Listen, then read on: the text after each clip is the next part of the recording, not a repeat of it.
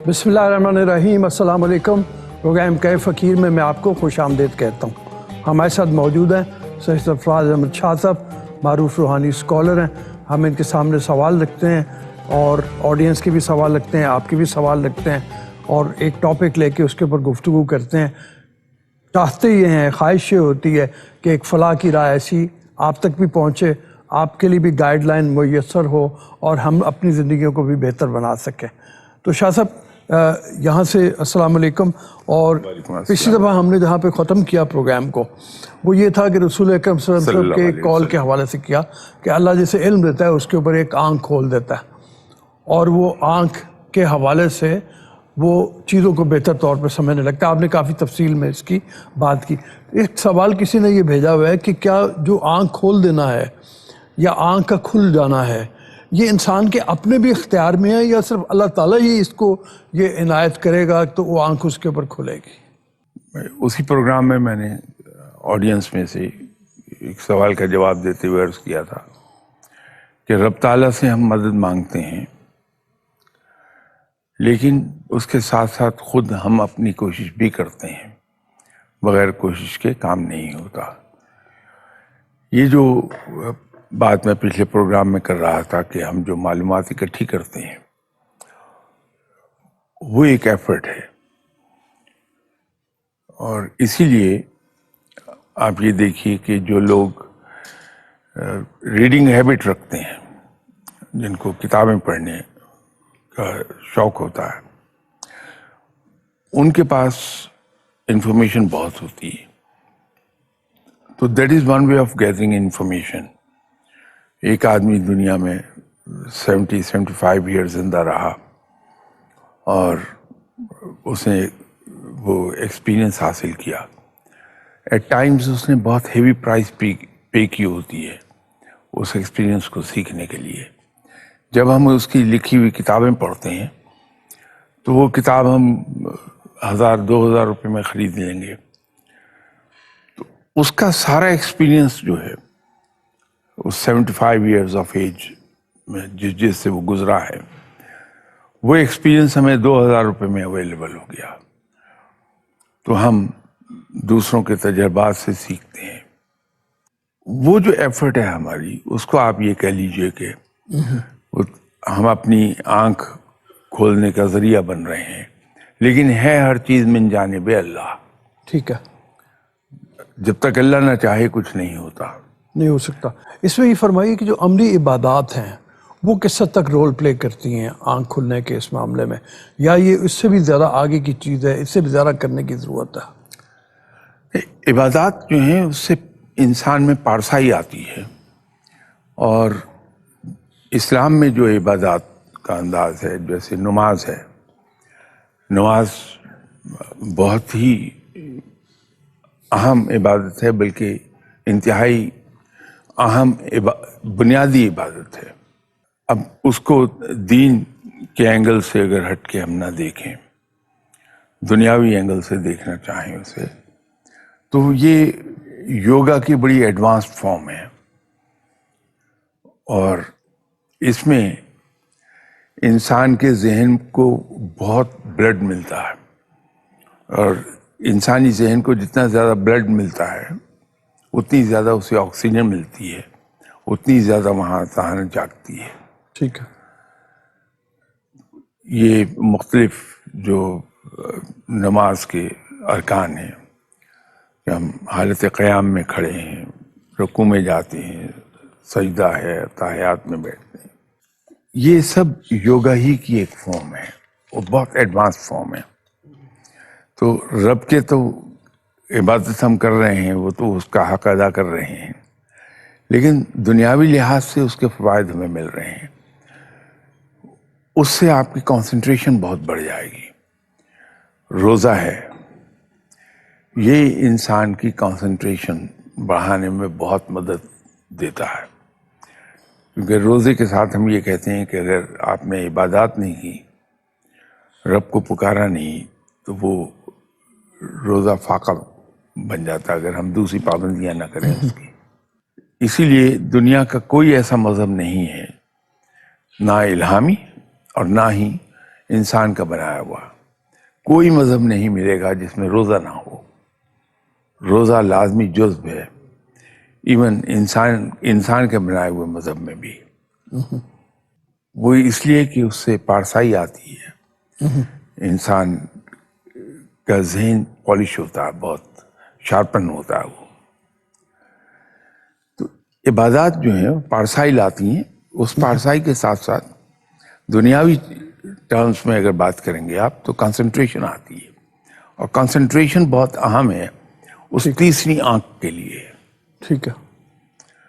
جتنا زیادہ آپ کوئی انسان کنسنٹریشن کر سکتا ہے اتنی ہی زیادہ اس کو گہری تھرڈ آئی مل جائے گی، اگر آپ تھرڈ آئی کہنا چاہتے ہیں تو.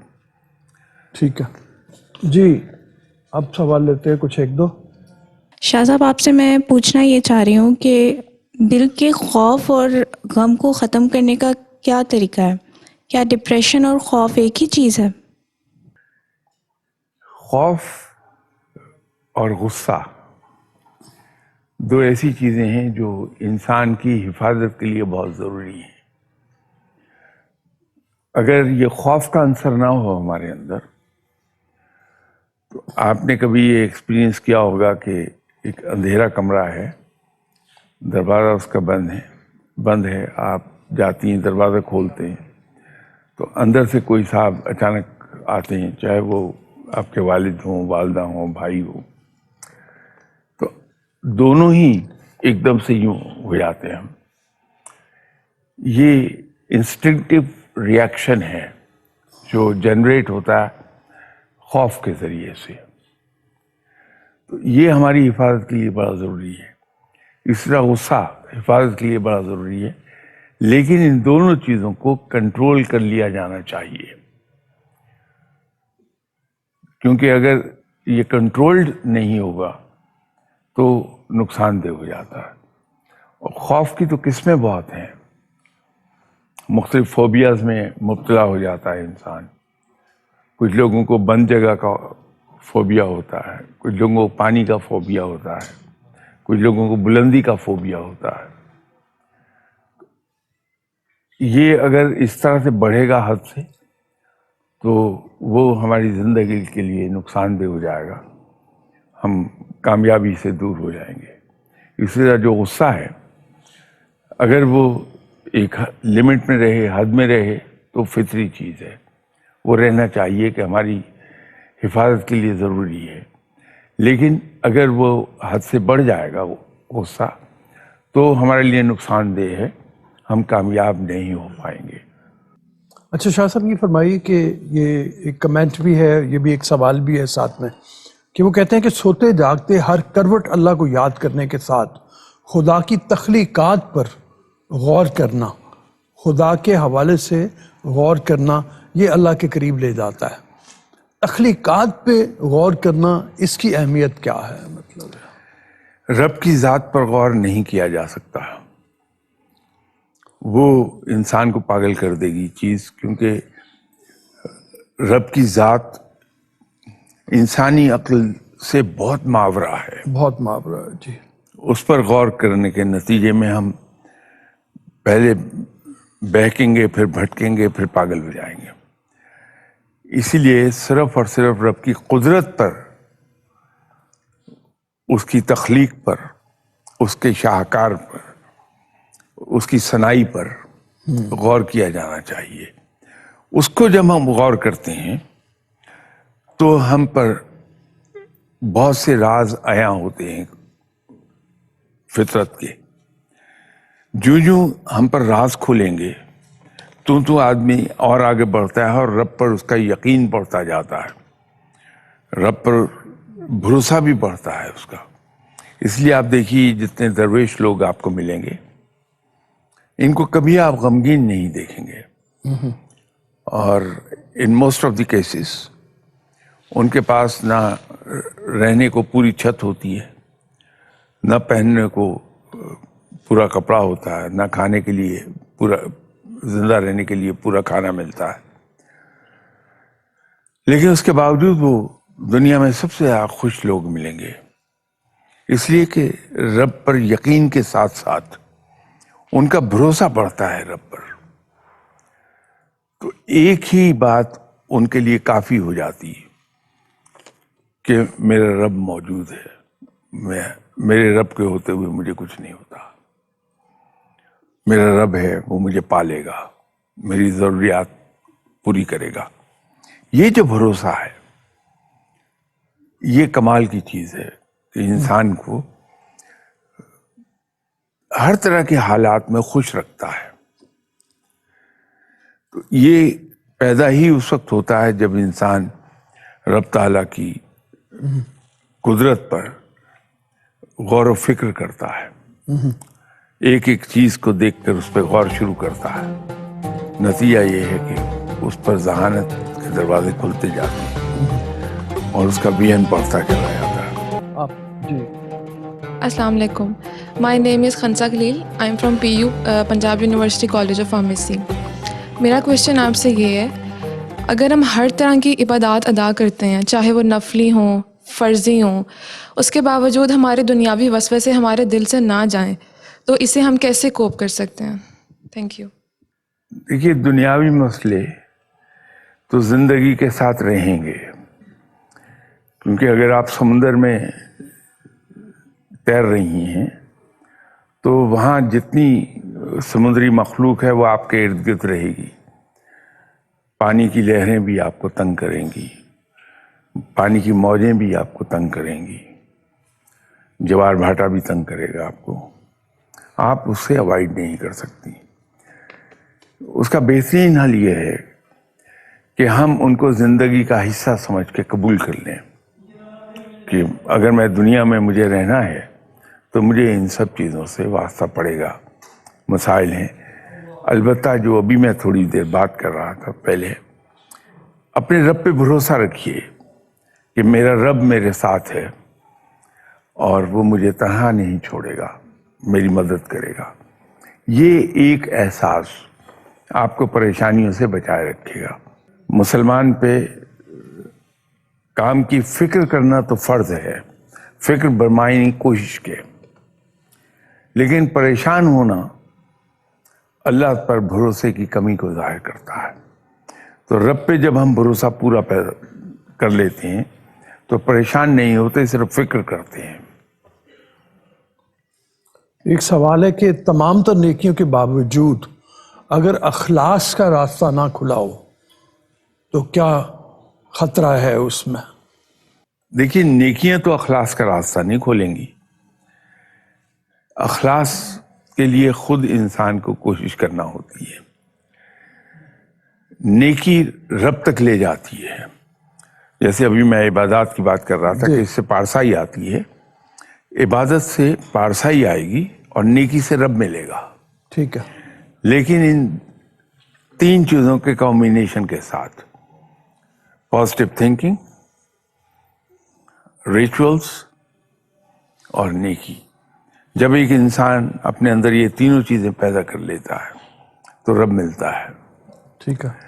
اخلاص خود پیدا کرنا پڑتا ہے کہ اگر میں عبادت کر رہا ہوں, میرے ذہن میں اگر یہ خیال نہ ہو کہ میں فرض ادا کر رہا ہوں, بلکہ یہ خیال آئے کہ میرا رب جو مجھے پالتا ہے, ہر لمحے مجھ پر اپنی عنایات کی بارش کرتا ہے, مانگے بھی اور بن مانگے بھی, مجھے اس کا شکر ادا کرنا ہے. اور شکر ادا کرنے کی بہترین صورت یہ ہے کہ میں اس کے سامنے جھکوں, میں اس کی عبادت کروں کہ وہ میرا رب ہے. جب یہ ذوق و شوق میرے اندر پیدا ہوگا اور میں رب کو فرض سمجھ کے نہیں پکاروں گا بلکہ اس ذوق و شوق سے پکاروں گا, تو وہ اخلاص کا ذریعہ بنے گا. ٹھیک ہے. بہت سی چیزیں ہمارے بزرگوں نے اس لیے وہ بیان کر دیں کہ ان کے ذریعے وہ انسان کو یا تو رب کی طرف بلانا چاہتے تھے یا گناہوں سے دور رکھنا چاہتے تھے. جیسے ایک بڑی مشہور چیز ہے کہ اگر رات کے وقت درخت کے نیچے جایا جائے گا تو चुड़ैलें चिमट जाएंगी। चुड़ैल वाला वगैरह कोई नहीं चिमटती, इंसान अशरफुल मखलूकात है, तो वो इसके करीब कौन आएगा। बात सिर्फ इतनी है कि दरख्त दिन के वक्त कार्बन डाइऑक्साइड अब्जॉर्ब कर रहे होते हैं और ऑक्सीजन एमिट कर रहे होते हैं। रात के वक्त ये अमल उल्टा हो जाता कि ऑक्सीजन अब्जॉर्ब कर रहे होते हैं और कार्बन डाइऑक्साइड एमिट कर रहे होते हैं। इंसान की बॉडी में अगर कार्बन डाइऑक्साइड की मिकदार बढ़ जाए तो उसका जहन उसके कंट्रोल से निकल जाता है, तो वो ऊट पटांग हरकतें करेगा। सिर्फ ये चीज़ करने के लिए कि लोग दरख्तों के नीचे रात के वक्त ना सोएं, उसके करीब ना जाएं, ये एक रवायत इसने जन्म ले लिया। इसी तरह और बहुत सी चीज़ें हैं। रब ताला नूर है, मजस्मे नूर है वो, और सूरह इखलास क्लियरली कह रही है कि ना उसने किसी को जन्म दिया ना किसी ने उसको जन्म दिया है, वो यकता है। और आप देखिए सूरह इखलास ही का जिक्र आया, इसके अंदर दो चीज़ें हैं।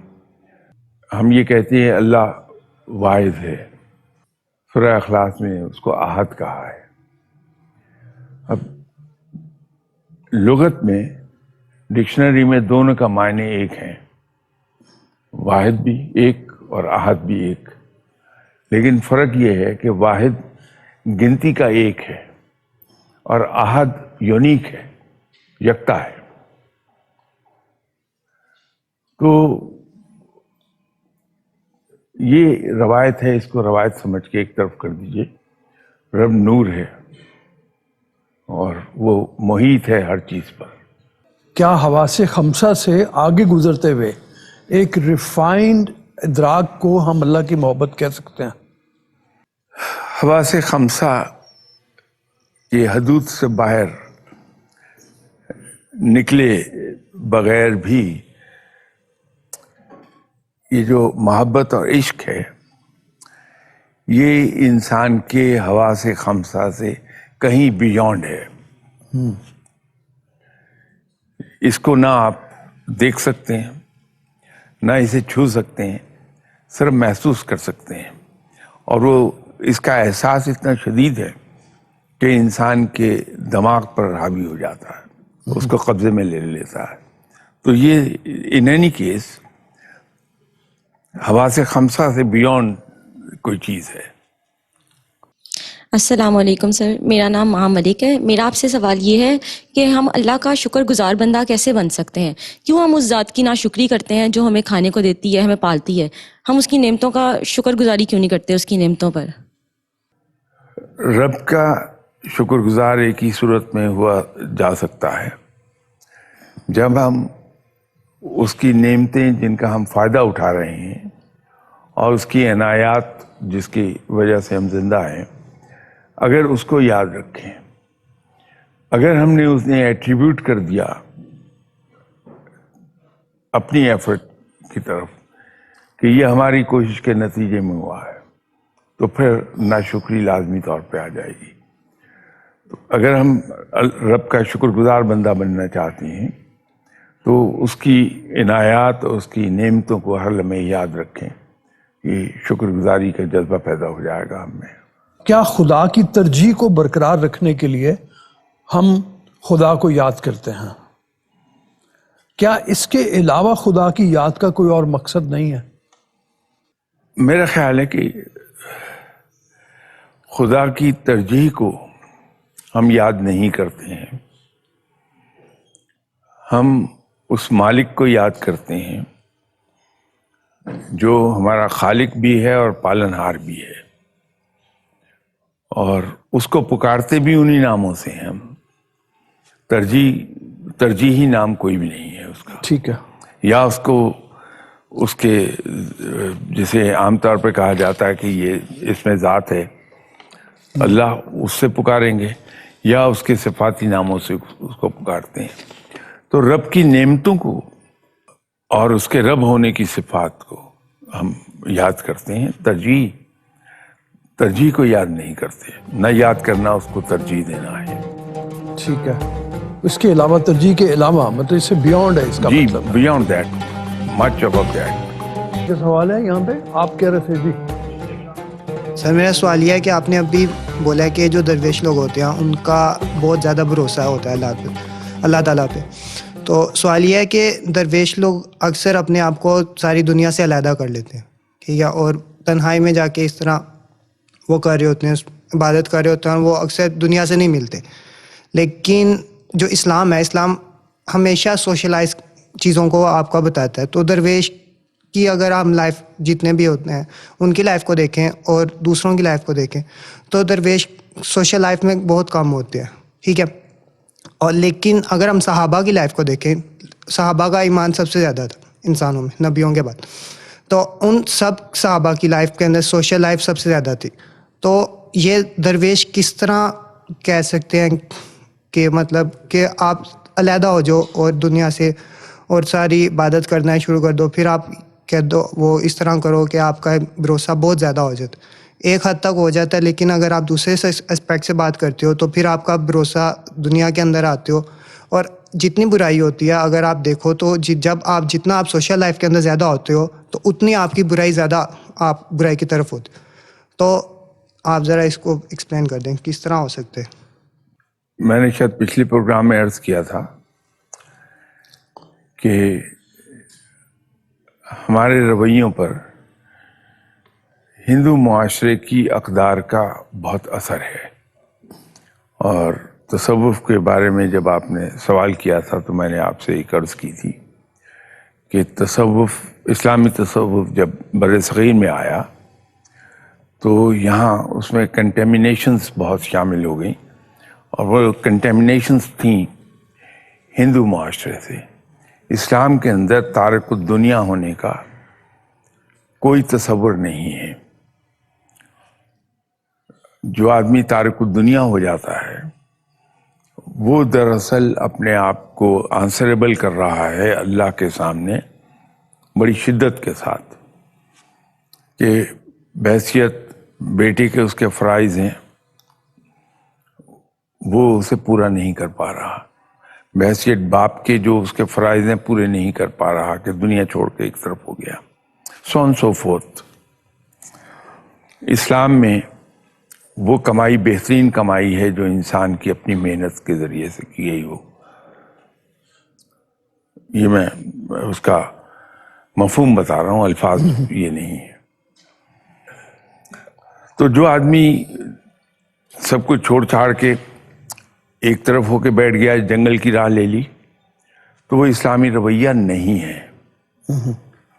اسلامی رویہ وہی ہے کہ آپ صلی اللہ علیہ وسلم نے بھرپور دنیاوی زندگی گزاری ہے, صحابہ کرام نے بھرپور دنیاوی زندگی گزاری ہے. ایک تصور جیسے درویش, اب یہ سوال انہوں نے کیا, درویش کا تصور یہ ہے کہ وہ مہینوں سے نہایا نہیں ہے, ہاں بالکل, ناک بہ رہی ہے, رال بہ رہی ہے, جو منہ میں آ رہا اول فل وہ بول رہا ہے, اور پھٹے پرانے بوسیدہ کپڑے پہنے ہوئے ہیں جو غلیظ ہیں بہت, کیونکہ پیوند لگے کپڑے اسلام میں تو منع نہیں ہے, لیکن میلے نہیں ہونے چاہیے. تو رب تعالیٰ خود اتنا پاکیزہ ہے, وہ پاک صاف لوگوں کو ہی دوست رکھے گا. رب تعالیٰ بہت صفائی پسند ہے, اس کے دوست صاف ستھرے ہی ہو سکتے ہیں. رب تعالیٰ بہت نفیس کلام کرتا ہے, اس کا کلام پاک دیکھ لیجئے. تو یہ کیسے ہو سکتا ہے کہ اتنی فحش گفتگو کرنے والا, اول فول بولنے والا اس کا دوست ہو؟ تو یہ ہمیں خود تھوڑا سا اس کو دیکھنا چاہیے. ہم بہت سے مسکنسیپشنز پیدا ہو گئے ہمارے یہاں, تو جب تک وہ درست نہیں ہوں گے ہم سیدھی طرف دیکھ نہیں پائیں گے. السلام علیکم سر, میرا نام شاہزیب ہے. سر میرا آپ سے سوال ہے, آپ نے ابھی تصوف کا ذکر کیا کہ تصوف اسلام کا حصہ ہے, ٹھیک ہے, ہمارا قرآن و سنت اس پہ مبنی کرتا, آپ نے پچھلے سیگمنٹ میں کہا تھا. تو سر اگر قرآن و سنت ہے تو ہمیں تصوف کی کیا ضرورت پڑی جس نے ہمارے عقائد, اسلام کے عقائد کو دو میں ڈویژن کر دی, وحدت الوجود اور وحدت الشہود. سر اس پہ آپ ذرا روشنی ڈال دیں. جس جواب کو آپ ریفر کر رہے ہیں وہ شاید میں پوری طرح آپ کو سمجھا نہیں پایا. میں نے یہ عرض کیا تھا کہ تصوف کی اگر مختصر ترین تعریف کی جائے تو سادہ الفاظ میں ہم یہ کہہ سکتے ہیں کہ تصوف اصل میں شریعت اور سنت کی ٹوٹل پیروی کا نام ہے. ہر وہ چیز جو قرآن سے ثابت نہ ہو, سنت سے ثابت نہ ہو اور صحابہ کرام کے سے ثابت نہ ہو رہی ہو, وہ باطل ہے, وہ غلط ہے. تو تصوف ہو نہیں سکتا اگر وہ شریعت اور سنت سے علیحدہ ہو جائے. یہ میرا مقصد تھا وہ کہنے کا. آپ ہیں جی مائک دیجیے. سر میرا کوشچن ہے کہ وسوسوں اور الہام میں کیا فرق ہے؟ ہماری اتنی نالج نہیں ہوتی تو ہمیں کس طرح پتہ لگتا ہے کہ جو ہمیں چیز فیل ہو رہی ہے وہ وسوسہ شیطان کی طرف سے ہے کہ الہام ہے کوئی؟ الہام کے مقام پر تو بہت ہی کم لوگ پہنچے ہوں گے, وہ میں یقین سے نہیں کہہ سکتا, لیکن وسوسے ضرور پیدا ہوتے ہیں اور وسوسے عام طور پر شیطانی ہوتے ہیں. وہ کہلاتے ہی اس لیے وسوسہ ہیں. تو اس سے نجات کا بہترین ذریعہ سورہ ناس ہے. سورہ ناس اگر آپ پڑھیے صبح اور شام تو وسوسوں سے جان چھوٹ جائے گی. جی اب آپ. اچھا سر, میرا سوال یہ ہے کہ پازیٹیو تھنکنگ کا انوائرمنٹ یا انسان کی جینیٹکس سے کوئی تعلق ہے؟ اگر ہے تو ذرا بتا دیجیے, ایکسپلین کر دیں. انسان کی پرسنالٹی بلڈ ہوتی ہے جو ہی وہ دنیا میں آتا, پہلا سانس لیتا ہے. اس سانس کے ساتھ اس کی پرسنالٹی کی بنیادیں لے ہونے لگتی ہیں. یہ کانسیپٹ ہمارا بالکل غلط ہے کہ بچہ تو نہ سمجھ ہے, اس کو کیا معلوم, ہم پرواہ نہیں کرتے. لیکن در حقیقت وہ ہر چیز کو سن رہا ہوتا ہے, دیکھ رہا ہوتا ہے اور وہ رجسٹر کر رہا ہے.